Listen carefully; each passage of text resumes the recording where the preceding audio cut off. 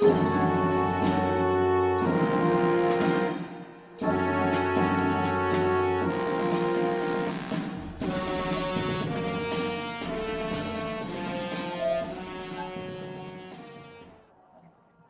evening. Welcome to Investigator News, and this is World News with I'm Ellie Holder, and we got William on the phone. And to start off with, the suspect in Trump's attempted assassination is charged with 2 gun counts in federal court. So he has been charged. I got a lot of updates on him.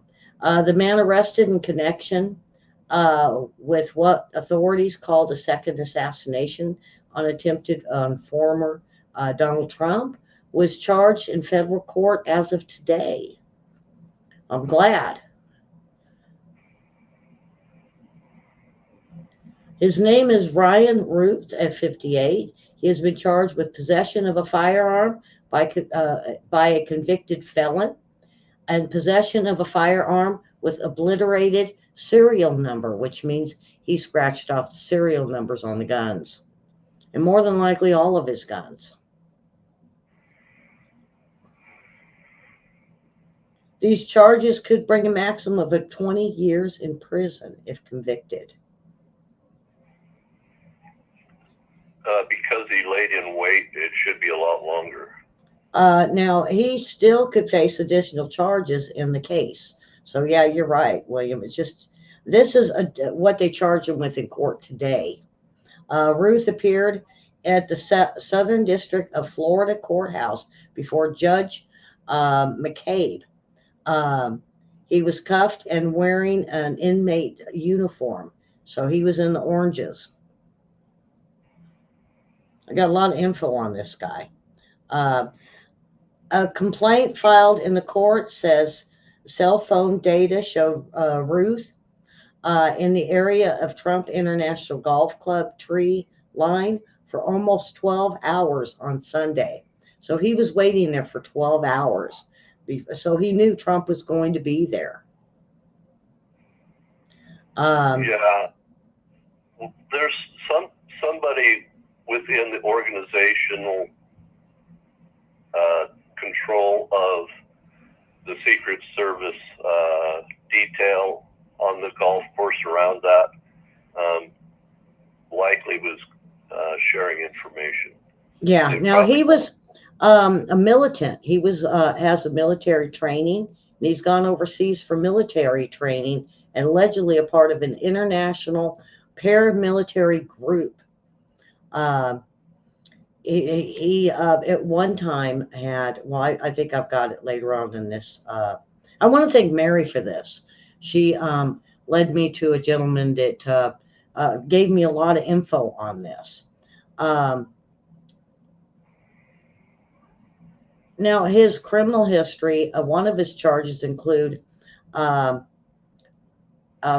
possession of weapons of mass destruction in 2002. He was charged with a Class F felony in this situation. So he has a long criminal history, close to 100 charges on his criminal background that he has been charged with going against our government. He was overseas. He's a recruiter for operations that are going inside Ukraine and working with international legends. Yes. He's convincing people and college students to join. And what I've been able to find out, folks, is he is trying to get college students to go over there and fight for Ukraine. The problem is, he tells them, yeah, well, you can't really join their army. You're not Ukrainian, but they'll give you guns to fight, but you're not allowed to be a part of their army or use any of the military equipment, except for they'll give you guns. So, and not only that, but he's mostly trying to convince people to donate to this international militant group. Right. He's looking for, he's self advertising for funds to, he doesn't have a job except for doing this, what he's doing. He's made himself a little business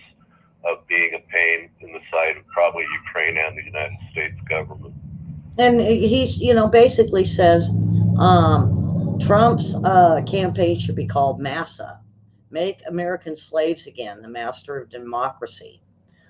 He says, that's one of the biggest reasons why he stepped forward to act. Um, he openly said this on um, X. He said on Twitter. He's saying it on social media that to recruit people to end the um, Russia invading Ukraine. So he's big Ukrainian. But before the Ukraine war, folks, he was basically part of a militant group here, and he was going after our government. And like I said, in early 2000s, he had weapons of mass destruction. So what he did is he had a fully automatic, he had a machine gun and barricaded himself before he gave up to the government or the sheriff's department or whatever. So that was his weapon of mass destruction. He even, what's scary though, William, he even asked Elon Musk for a rocket. Yeah, so his idea of oppression is anybody that limits his ability to act in his delusional state. Okay, that's the shackles. He doesn't want any external control on his being. And we have to have external controls on people like that because they're nuts. Yeah. And see, right? we've never went after the militant groups here in the United States, William. That's one thing I've noticed. We've never went after the militant groups, only the ones along the border. We did go after the skinheads and the Aryan Nation and KKK, yeah, like that. But this guy wants freedom, total freedom of action. Whatever blows up his skirt that day, and any restrictions on his actions he sees as tyranny. Mm-hmm. And no society can function like that. That's like taking a psychopathic madman and throw him in the middle of church in a youth group. Mm-hmm. You know what I'm saying? He's just dangerous because he doesn't possess self-control. Yeah. And he's angry that other people are imposing control upon him externally because he doesn't have that self-control. What got me was the Secret Service seeing his gun sticking out of the trees. And then, of course, they went after him. My thing is they didn't get him before he even left the vicinity. They had to catch him later, only due to someone that snapped a picture. I'm surprised that anybody snapped a picture. Okay, unless he was running when he left and was being crazy in his driving. So I have some qualms about that being a civilian. That may not have been a civilian. That may have been some sort of a government actor, if you know what I mean. Well, he was real big anti-government. I don't know if they just left him alone enough for him to be able to go after who he wanted to go after. He is an anti-Trump. He is right now. I'm showing you the picture of when he was arrested on I-95, I believe. Okay, let me take that down. But that was a film of him being arrested after he had left the golf course. And he's accused in the second assassination of the president. So we had one, we had two. Now, Trump says, nope, I'm going to fight. I'm going to keep going. I'm going to keep doing rallies. I'm going to keep doing speeches. I'm going to keep going. So we'll see what happens. So we're seeing another act of ineptitude by the Secret Service. This isn't like a success. this is a complete failure. That he was even to get that close to a protectee. So my question is, where was the dog and the handler on the perimeter? 12 hours, a dog and one handler on the perimeter should have picked this guy up. Yeah, see, that was my thing, is how did they let him get away? And, so now we're looking at the government, and the White House now realizes they're going to have to send more Secret Service. Now, I believe Hillary Clinton's got a massive amount, but she's got her own Secret Service or Secret Security that she pays. She's got a massive amount around her. So does, the other one that's got one is, I want to say T-Lob, one of the squad, one of the ladies in the squad. She's got a massive amount of security around her, but she pays for it. So Trump either is going to have to pay for extra security, or the government's going to have to step in and protect him. Yeah, because that guy was there 12 hours. He shouldn't have been able there more than minutes before a working dog picked up on him in the bushes, right? People might not see him, but a dog is going to find everybody. Mm-hmm. And why didn't they go that far? Because, when I looked at the map of the golf course to the wooded area, there's a fine line. They should have been looking at, what's a better place to hide and shoot anybody is right there in the woods. When we left Afghanistan, we put down a whole lot of our military working dogs. If they'd have brought a few of them back over for Secret Service, this would have never happened. This is layers of incompetence. Not just one incompetent thing, but actual layers of incompetence within the Secret Service. Mary, I thank you for that info last night, because I went and listened to it to find out that, he even was making threats on X, on Twitter. He has been strong on taking down Trump, even back in 2020. I think even some of his tweets go back to 2016. So he's been after wanting to do something with Trump since 2020. Now, what gets me, his son came out to the media saying, "Oh, he's a nice guy. He doesn't have a mean bone in his body. He's calm." To his friends, he is a nice guy. Especially with his neighbors there in Maui. He's a nice guy. Yeah. The problem is when he gets something, a bee under his bonnet, he's nuts. But what would his son, his son had to have known about the 2002, 2003 arrest with his weapons of mass destruction. I know my daughter would be looking at me going, "Mom, what are you doing? What were you going to do with that? That's not nice. That's not a normal, calm individual." Character control is what that is. I see that all the time on 48 Hours and Dateline. The kids are like, "Oh, they're nice." Well, so they stabbed Mom 57 times. He was nice till then.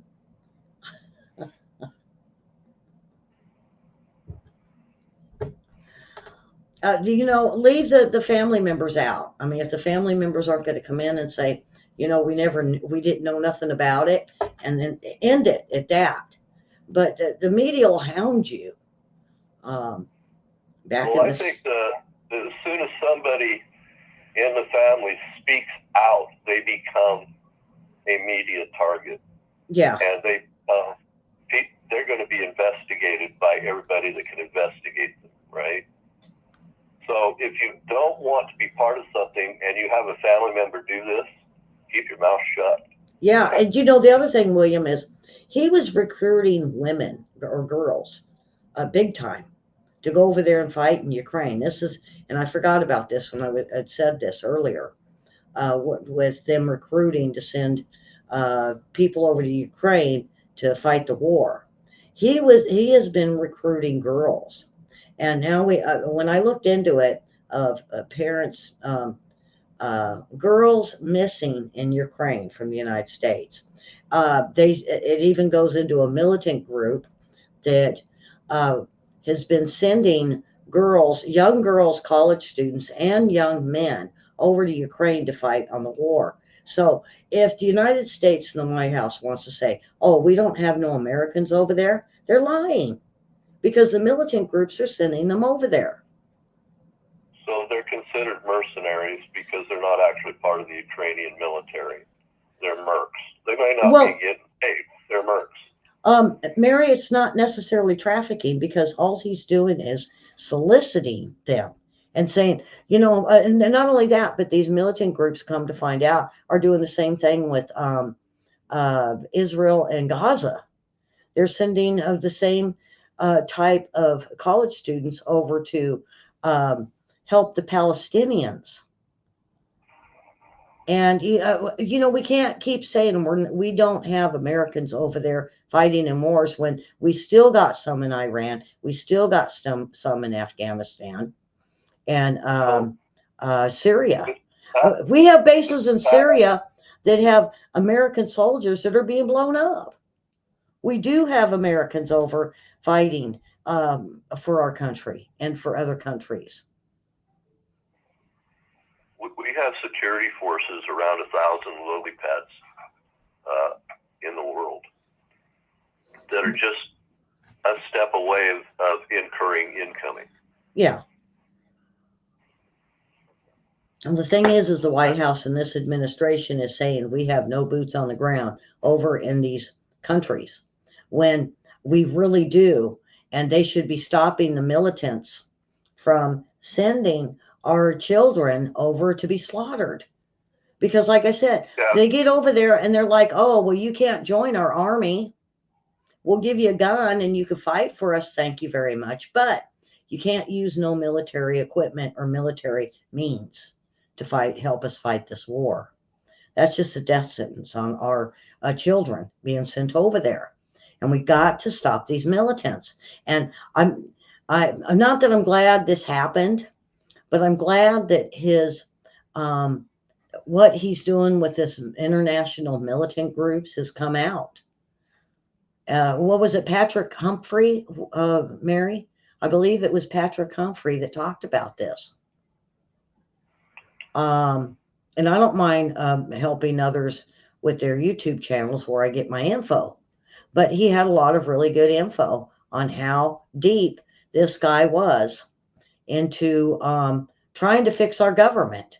But hey, let's send people over to Ukraine. But at the same time, we have to stop Trump from making it into office. And the hate, William, I told you earlier today that I didn't really want to get into it, but it started all over again like it did in 2016 and 2020, where the Democrats are spreading this hate to hurt conservatives or Republicans. If you see them, hurt them. Maxine Waters said it. Many politicians are saying hurt them. Why? Well, you've got senators like Jamie Raskin and Dan Goldman that are inciting violence because they absolutely, under no circumstance, want there to be a Trump presidency for any reason. And what it's doing, it's inciting a civil war at the election.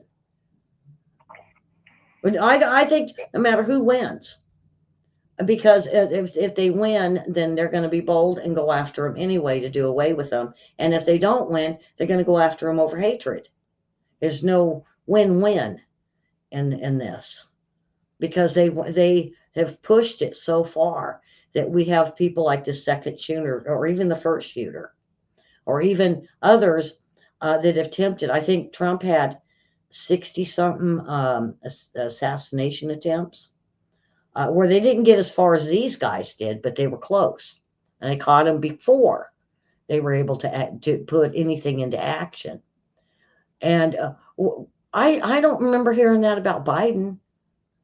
Biden administration or Harris don't have assassination attempts happening with them.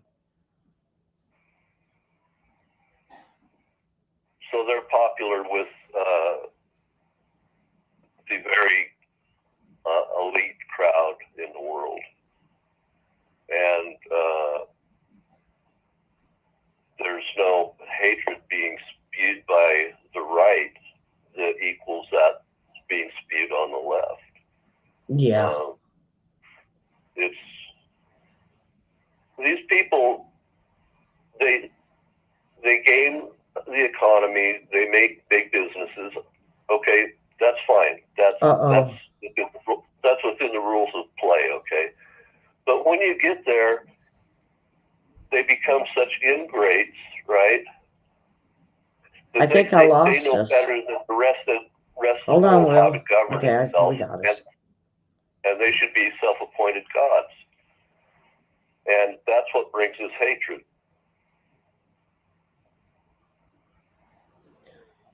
Okay, I want to get on to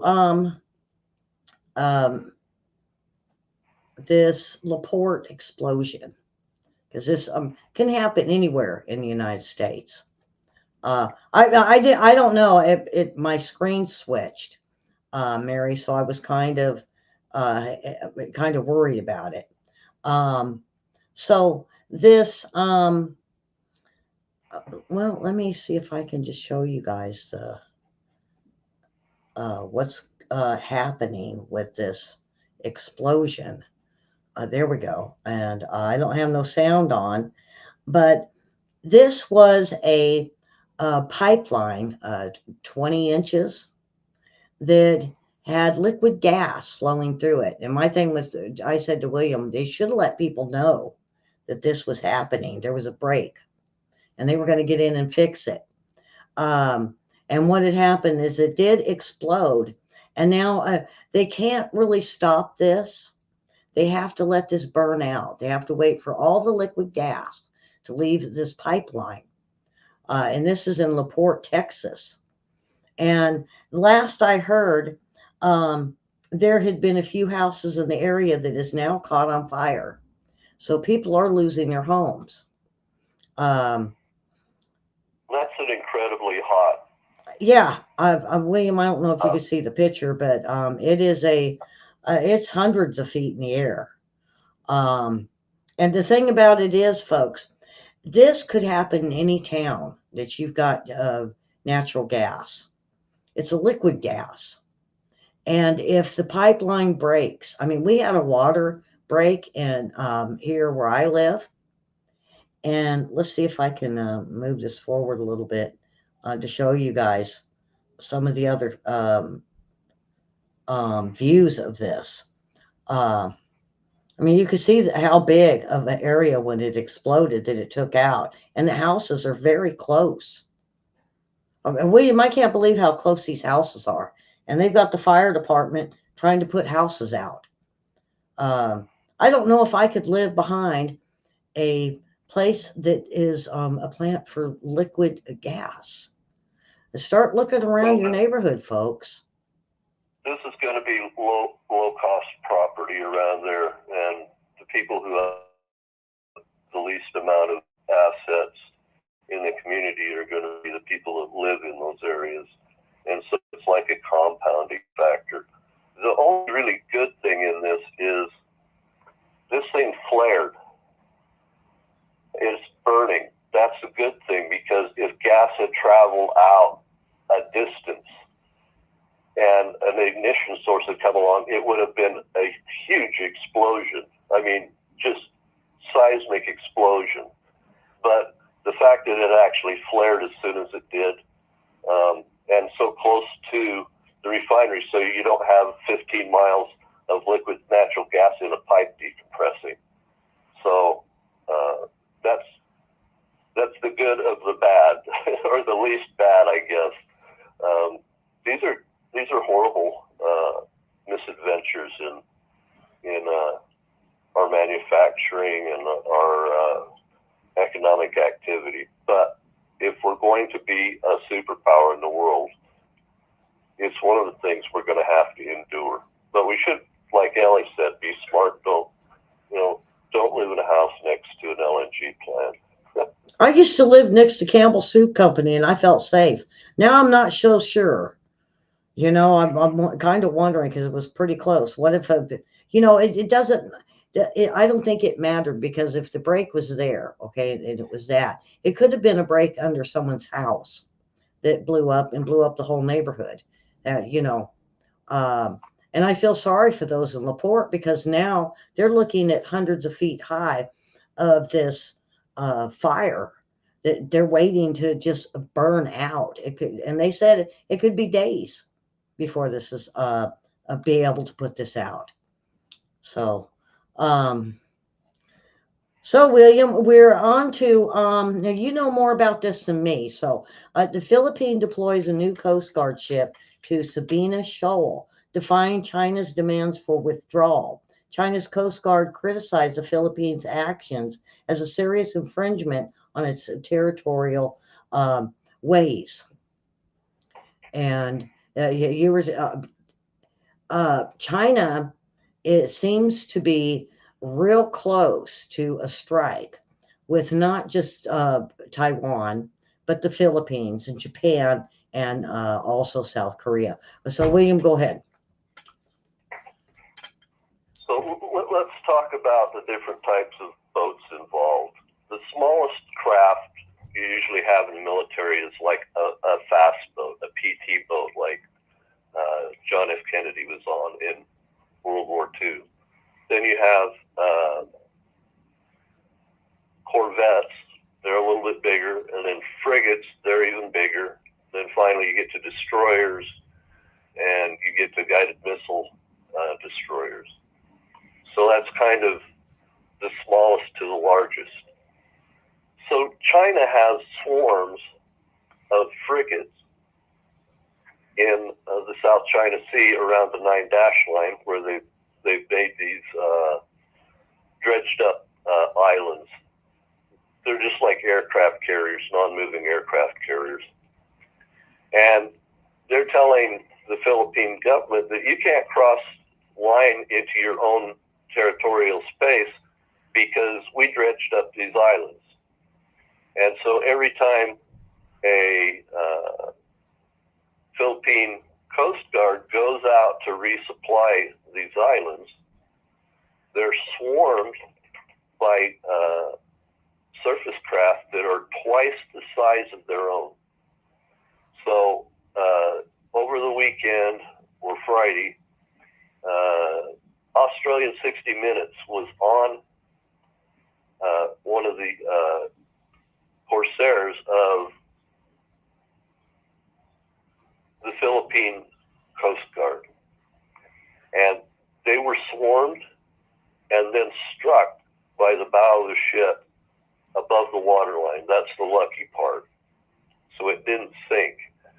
But it's like 10 to 1 in the amount of tonnage on the water harassing the other guy. Now, the reason they're doing it is the same reason they fly over Taiwan. It's to slap Taiwan and give them a de facto air embargo, okay? Make aircraft hesitant to land in Taiwan. Doesn't stop them, but it really concerns people, right?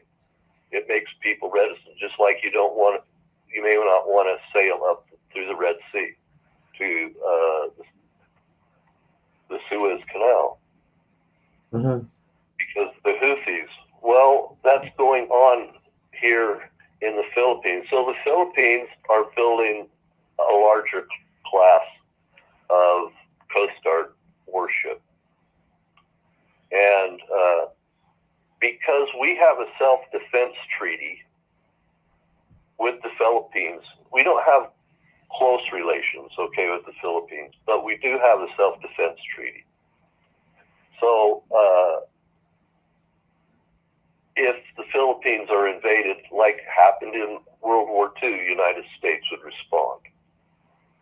Well, what China's doing is basically slapping the United States in the face because they're not coming immediately to the rescue of the Philippine Coast Guard.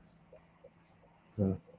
And what they're saying to all the little nations around China is, The United States is not going to be there in your dark hour. Yeah. You better align with us. You better align with us right now.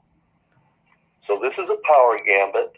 Mm-hmm. Okay, it's beyond rhetoric, so it's beyond words. It's getting into kinetic action just short of combat. So nobody's fired automatic weapons, 5-inch cannons, that sort of thing. Not yet. Toss torpedoes in the ground, in the water. But we're getting close.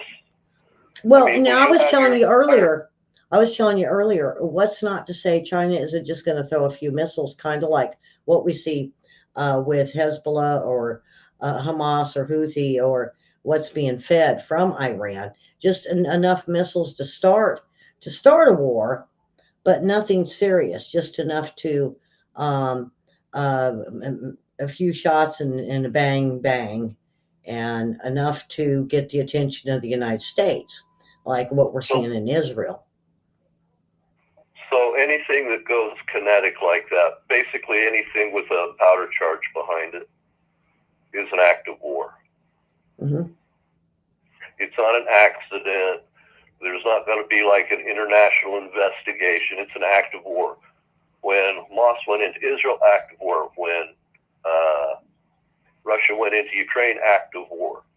This is the same thing. This is no different, except for they're not exchanging bodies yet. Yeah. They're not exchanging the hostages or dead bodies. Now, I want to move over to Yemen, what Yemen just did, because Yemen has gotten a hold of a missile that they can fire from Yemen, and this is the Houthis, to Israel, and it did strike. So they have long-range missiles. Well, at the same time they fired a few of those, then Hezbollah and Lebanon fired 50 missiles at the same time. So you could see that they're now starting to fire from Yemen down below Israel, and then above around Lebanon of them fighting. So now it looks like Yemen and the Houthis has brought themselves in on this war. But they're using long-range missiles now. And like I said, I know where they got these missiles. It was from Iran. So like the Philippines, if Iran can strike Israel through the Houthis, right, slap them back for taking out the Hamas leader in Tehran, they're going to do it, right? Yeah. This is the thing that we sent our big surface fleets in to stop. So Iran says, okay, well, we're just going to send one of these, hypersonic missiles over to the Houthis, and they're going to fire it, and all the surface-to-air protection systems of the United States and Israel's going to fail, and we're going to hit whatever target we point at. Okay, this was a strike from Iran. It wasn't the Houthis. Now, the same effect is happening with Hezbollah in Lebanon towards Israel's north, and it's creating stress within the Israeli government right now. Mm-hmm. The head of their military command is under pressure to step aside because he wants to maintain the nation's defense at all costs and not get into a gambit where they use just offense. And then if there's a reaction, they don't have the defense against it. So once people go into these wars, they think they can control what's going on in these wars. Wars control leaders. Leaders do not control wars. That's it. This needs to be set across the world to all the heads of government, all the basic warlords of the earth, okay? If you enter into a war with your neighbor, chances are it will control you. You won't control it. Mm-hmm. It's just a natural fact of life. Yeah, look at Ukraine. Look at Ukraine. They I don't think they have any more control over what they did from the very first day they were throwing punches with each other under a civil war. it's just like, don't mess around with it. It's like guys and gals getting together and finding out. You know what I'm saying? If you engage in certain activities, there's going to be some sort of repercussion down the line, and it might not be exactly what you want. Yeah. And so, even if there's 1,000 protections against that thing, it doesn't mean that there's going to be somebody that's inept, that's going to make a mistake, and it's going to drag your country into war. Don't do that. Yeah.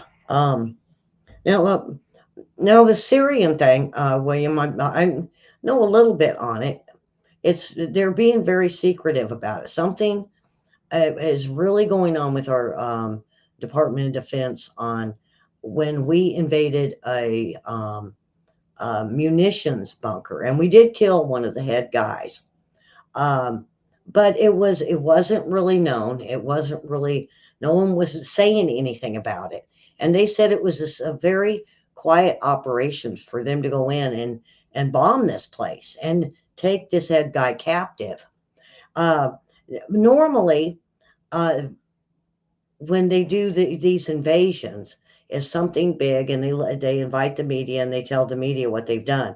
This time, they are saying, no, it was like a secret mission that they're working on in Syria. So that's why I'm saying we do have boots on the ground in Syria. We do with this war, because we're still at war with Syria to fight Lebanon, or to fight Hezbollah and Hamas. So Iran has a arms pipeline, if you will, just like the gas line, right? And if you can hit a strategic spot in that pipeline, you can bring all those shipments that have come for the last maybe 100 days, half a year, and just put it up in smoke before they ever get employed by Hezbollah. So they're not even going to make it across Syria to get to Hezbollah, because those shipments were interdicted. It's like that Philadelphia corridor, I think that's what's called, that Egypt and Saudi Arabia didn't say anything as we went through and swept through it and took it over. I did this on Friday, that they were at 100%, that they have got this corridor protected, and they are in control of it.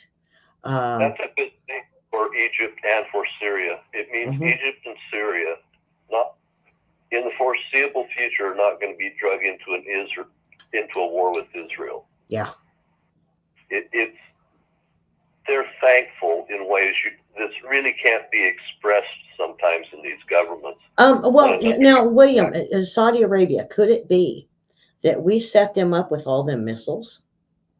Remember that? It was last year about this time, where they were fighting with was it Libya? The Houthis. It was the Houthis, and we set them up with a bunch of missiles to be able to basically not only defend themselves, but be able to put a stop to that war. And then now Israel was a big part of that. And so now what I'm looking at is, now that they have that corridor, and I hate to go to the corridor because we were talking Syria. Now they got this corridor. It just really surprised me that Egypt said, okay, just do what you want, as long as they don't come after us. Well, there's a treaty between Egypt and Israel. It was the first big treaty. I think Menachem Begin was there, and Anwar Sadat. And they signed this treaty that they would no longer go to war with each other. They would be at peace with each other. The Suez Canal wouldn't be threatened. Southern Arabia wouldn't be threatened for Saudi Arabia. It would just be a good thing for everybody involved. And it has been. It has been. Now, as far as sending weapons to Saudi Arabia and Iran are opposite polarities in the Muslim faith. One's you got Shiites in Iran, you've got Sunnis in Saudi Arabia. Mm-hmm. Saudi Arabia is a fabulously rich country. Fabulously.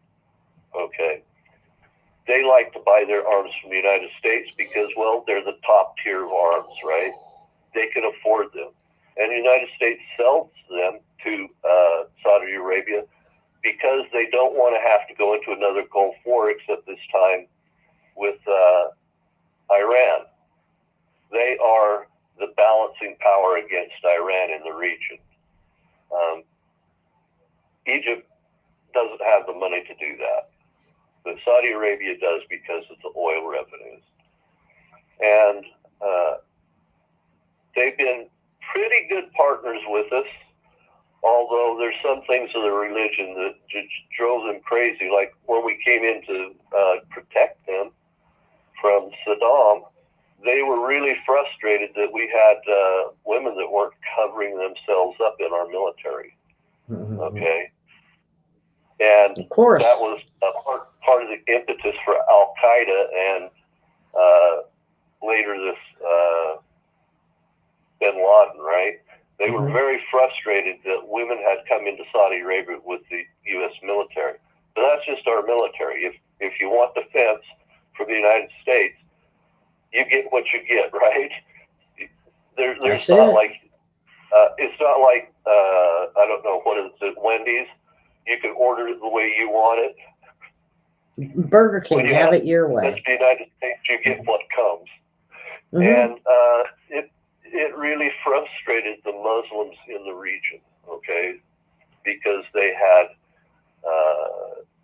U.S. women on Saudi Arabian territory, uncovered, doing jobs without male escorts. Yep. That's a violation. That's a monster violation of the Islamic. That just shows you the different cultures and how they feel, you know, and that's what we got pouring into our country is different cultures, and they expect their cultures to be respected in our own country. So we have our governments and the freedoms that our people have are radically different in between Saudi Arabia and the United States. But we have a very bad enemy that's worse. So we can be frenemies with Saudi Arabia. So we're going to tolerate every once in a while. We got a lot of frenemies all over the world. You know. Well, we train their pilots here in the United States, but every once in a while one goes off the rails and starts shooting up one of our military bases. We're going to tolerate that stuff to a point because it's better than going directly to war with Iran. Okay? But it's so hard for militaries to respect each other's culture, and we often offend each other not knowing we're even offending them. And so that's one of the things we do in the U.S. military that a lot of militaries don't do that aren't expeditionary, is we try to train our troops going into an area with the local customs and laws, so that we don't inflame passions of our friendlies, right? We don't make the friendly population into our enemy, but it doesn't always work out. And it's always been in the United States and Saudi Arabia. So when people hear that we're selling arms to Saudi Arabia, they see it as a terrible thing. But the fact is Russia's sending their top line fighter bombers, tanks, all kinds of stuff to Iran because Iran can't get arms from the United States anymore. They're embargoed. Right. And well, look at the amount we even send to Iran. It's not just Iraq. We send Afghanistan money. We send Pakistan money. We send Iraq and of course Iran. And Iran's going to use it for their nuclear devices. I think what people don't realize, even the food aid, it goes to the soldiers first, and then the government decides the people that will get the food. And that's not how we feel. I feel like it should go 100%, but it's not. And this is where we've been deceived all these years with this aid, because if we give them millions of dollars for to help their defense, and then we send them food aid, then really only about 20-25% is actually getting to the people of what we're sending. So that's always happened. Like in Vietnam, yep, we use a lot of our food aid or to go to South Vietnam. You know, a third of it's going to be siphoned off just in transit. Yeah. Okay? Just in going from the United States to like Vietnam, a third's going to disappear. Yeah. Boom, where did it go? It vaporized. It went by itself. So you can expect that. And then once it gets on the ground and gets sent to all the different places, you can expect another third to disappear. Yeah. That's just how insurgent governments have to function to survive. Yeah. So, all right. It's a natural law of life when you have human beings involved in foreign aid. Mm-hmm. So we have to keep that in mind when we're doing business with these countries. But mm-hmm. but those countries are spending their wealth creating a balance of power in their region so the United States doesn't have to intervene because of cross-border incursions. And the other thing is we have embassies in these countries. We have government programs in these countries that we do have Americans over there. That's another thing everybody needs to realize is that, and those will be the first places our enemies attack. Right, just like Iran took all the hostages at the U.S. Embassy in Tehran in the late 70s. So, but we need to have dialogue with these countries. Now, since then, we haven't had direct communications with Iran. Since 2020, we've had no communications with the Arab nations. Well, with particularly Iran. So we have to do our communicating through the Swedish, the Swiss government does communications for us to Tehran so that we don't have an accidental exchange of firearms with each other. We don't start shooting at each other. That's it. But you know, they still can't control their gangs or their terrorist extremists. That's the problem. We call those lines of deconfliction. And if we can avoid conflict, that's great. But we can't always avoid conflict. Just like Iran slapped Israel with the Houthis because they shot a missile that couldn't be shot down by the United States or Israel, and it landed in Israel proper. They sent a message, they slapped Israel saying, we can do this anytime we want, and you can do nothing about it. Yeah, that's right. And so when you see these things going on in the world, keep in mind, this is not just push and shove with each other. This is actually a type of communication between hostile nations. It's a back and forth. It's Iran saying, look, okay, we're going to slap you with this missile. We have them. You have no defense against them, but we're only sending a couple. Yeah. See what I'm saying? Oh, yeah. We don't really want to. Well, see, they're not just loading up. They're not just loading up Yemen. They're giving Hezbollah, Hamas, anybody that, or even North Korea is doing the same thing. But anybody that wants these missiles that's in the middle of a war, Ukraine, they're going to send missiles to the country that they're supporting. Like, I know North Korea and Iran is sending missiles to Russia. And, you know, so we have to keep up with the strong power of what Russia has. So, these countries don't have the capacity to protect open trade on the oceans beyond their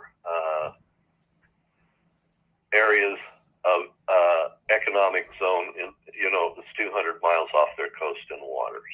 All right. mhm. Well, After that, that's even like when we were talking Russia flying over Alaska, um, uh, and they haven't shot no missiles. But then when we move over to the Middle East, we have not the flyovers, but we have the missiles that are being launched from these uh, terrorist countries. We are. and we have the United Nations or NATO's general saying that he wants to go to war to help Ukraine, and thereby de facto going to war with Russia. Now that's rhetoric, that's talk, right? Mm-hmm. So Russia doesn't have decent communications with the West right now. That's So right. what does it do? It lets NORAD know, hey, we're still here, we're not going away. Watch it. Mhm. Shut down that NATO general because he's an idiot.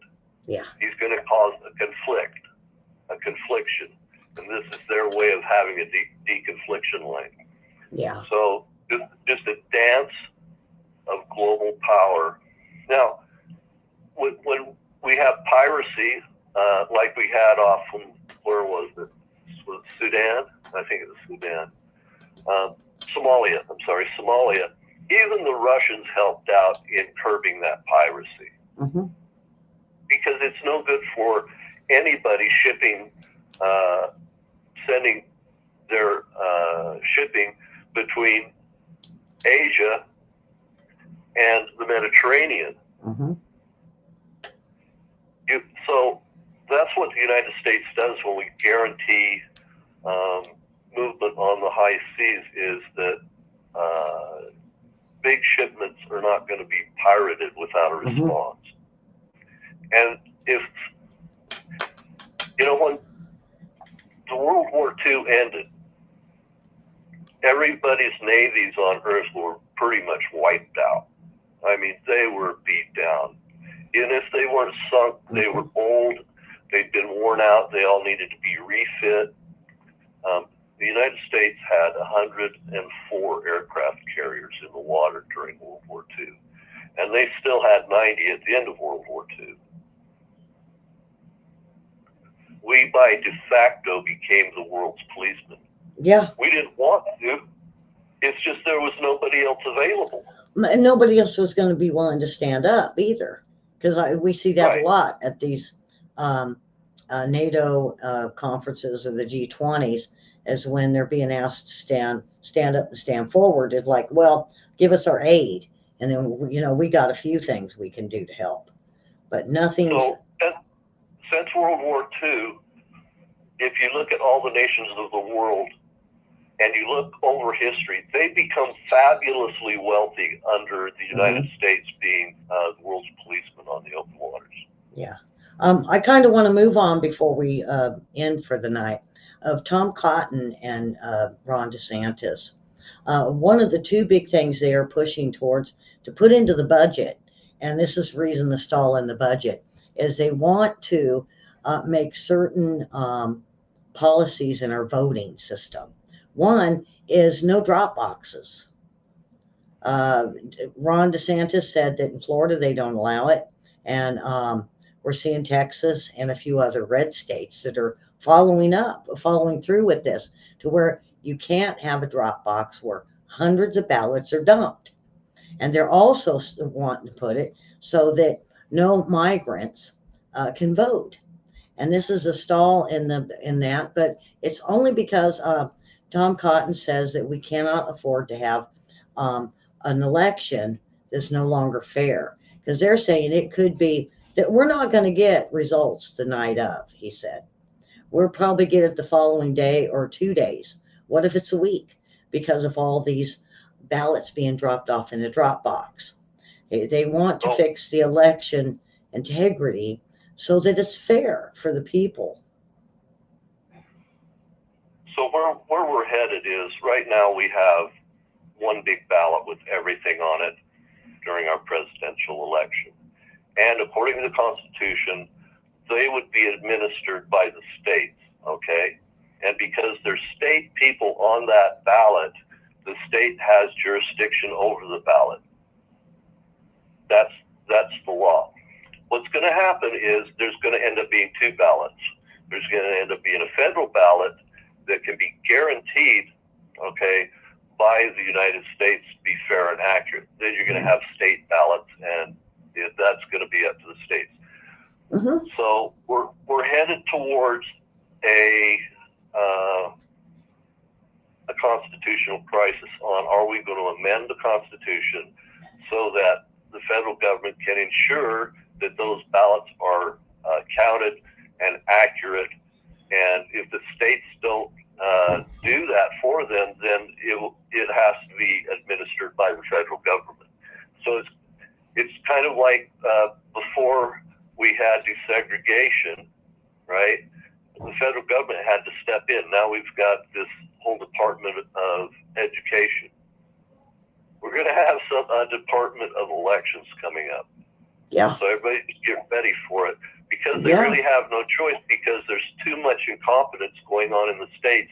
And the All of elections them, really all of them, because everybody is just having the same issue of IDs, of fake ballots, or fake people with multiple IDs. That's why they need to have one ID and to be able to show when they vote. And it's very important we have IDs.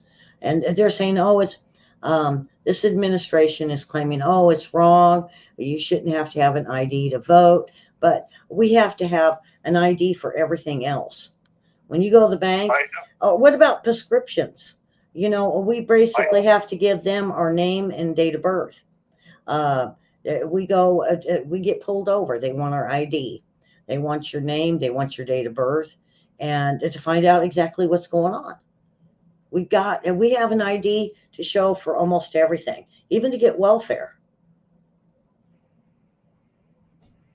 Right, and everybody's driver's license, if you don't bring a birth certificate when you get your first driver's license, it will say non-citizen. You'll be either a citizen or a non-citizen. That's right. That's all it takes. Yeah. So that's going to be. And how many people are going to be able to get their birth certificate from El Salvador or Venezuela or Iraq? They're not going to be able to get their. They have to have documents saying they're naturalized citizens, right? Mm-hmm. So they would have to have a U.S. passport as a naturalized citizen. That would be. But a lot of them don't have passports. They're saying that probably only right about 22% have passports. The rest of them don't. They shouldn't be. They should not be voting in the United States if they're not naturalized citizens. If they're born out of the United States. Yeah, and we need to do away with these drop boxes. And the other thing Tom Cotton threw in there was a 7% or more inflation that is part of the policy that's being spoken on the House floor for Congress and Senate on that we need to raise this up. It could cause a lot of worse inflation, but in order for the American people to make it and the middle class, they're going to have to raise it. So, right. So to be able to pay that off, they're not going to be able to reduce the debt. What they're going to have to do is what we talked about for the last year is the United States is going to have to superheat the economy and grow out of it. Mm-hmm. Then those debts go away because the economy just trumps everything else that's going on. There's fabulous wealth moving around because everybody's working, right? Mm-hmm. And governments stabilize. Well, right now we have governments trying to shrink their economies for climate or because of governmental control over the people or whatnot. Yeah. Right? Everything you can imagine is happening between the tops of governments and their peoples. Yeah. But for the United States to maintain ourselves as the superpower that protect free transit of commerce on the open seas, we're going to be forced, not just wanting to decide or whatever, we're going to be forced Yes. by the basic economy and the debt of the United States to superheat our economy. There's going to be a lot of inflation, but wages will go way up. And when wages overcome the debt, then we're out of debt. So governments have tried to keep, because of order and whatnot, to keep the domestic products in like the 2 to 3 range. All right. So only 2 to 3% of inflation, and they never want deflation. Never want deflation. Okay, you never want deflation if you're a government. So they want to keep inflation down to 2 to 3%. So they put a cap on the economy. Well, that cap's about to come off. It's gonna be like the lid blowing off from a pressure cooker. The economy is just gonna race and surge forward, and these astronomical numbers that we're paying for houses and whatnot are going to become Our enemy. Not a big deal anymore, because we're going to have so much more income, right? Yeah. So these are tied to global balance of powers and what governments must do or forced to do to stay in their role in the world. And that's why. And well, actually their whole plan of, the plan they had of to put out during their presidencies. I mean, this is something that this is something that this administration has been planning since before the election, is to do this. And they thought that, okay, if we increase all the taxes, we increase the price of trade, whether it's when you decrease taxes, you increase productivity. Right. And they're using tariffs right now on the open seas, because originally government was only supposed, in the United States, was only supposed to be funded by tariffs, by overseas trade, okay? Taxes on that.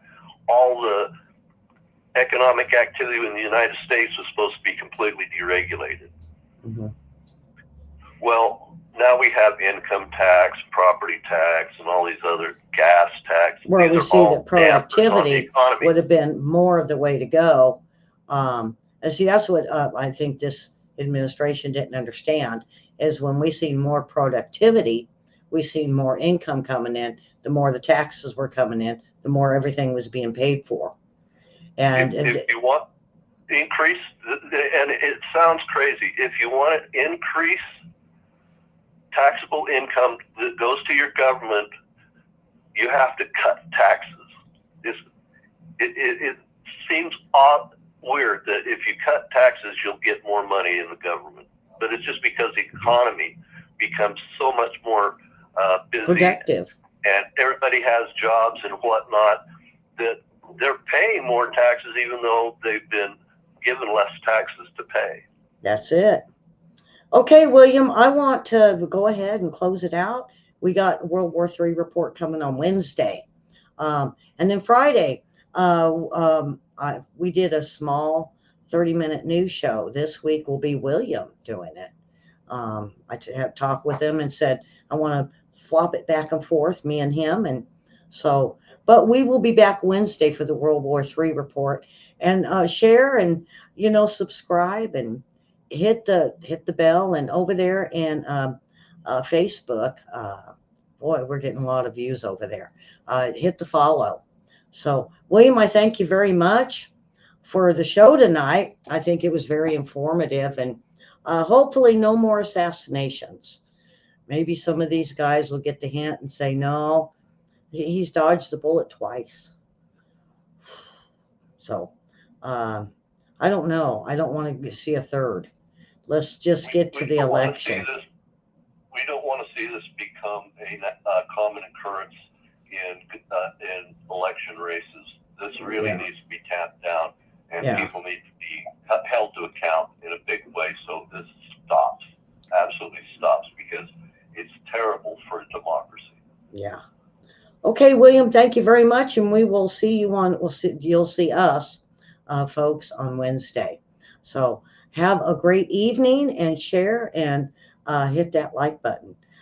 We will see everyone on Wednesday. Bye-bye, folks.